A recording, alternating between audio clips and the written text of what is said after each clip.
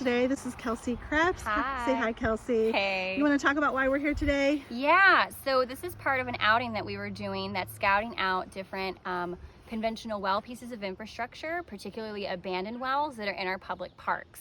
And there is, according to a couple of maps that we have going on, an abandoned well located within this park right by the Log House Trail that has not been plugged properly, and we were back there just a few seconds ago, well, a few minutes ago. Technically the walk is a little bit longer than that, and really just immediately started to smell the just kind of sulfury aspects of that. The back of my throat started to feel a little honestly just feels like it's coated right now.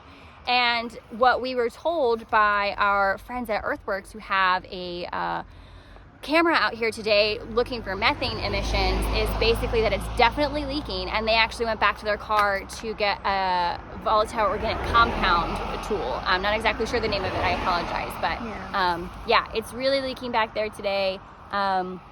And this isn't the only park that we have these kinds of pieces of infrastructure in. Earlier today, we were over in a park in Murraysville, which is close by, and we're next to a plugged well, and it still was leaking. And so this is just kind of talking about the importance of making sure that these wells, number one, are properly plugged. Number two, that they are properly plugged by the people who are responsible for them, which is with an abandoned well that still has a viable owner. And third of all, one of the biggest things that we all have been working on is raising bond amounts for these wells, which is the financial ties to these wells. So companies can't just leave them in the back of the woods. They have to plug them, and then they can get money back from those original bonds after they've done that. But a lot of the times our bond amounts are too low, and so it's more advantageous for companies to just leave their assets in the middle of the woods, leaving us to smell it, leaving us to clean it up as taxpayers in the state, and instead of getting the financial ties back to it. So I hope I did a quick job of explaining that.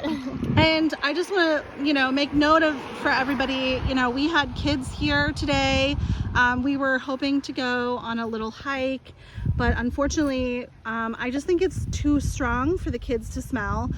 We're going to talk next to Melissa. We'll just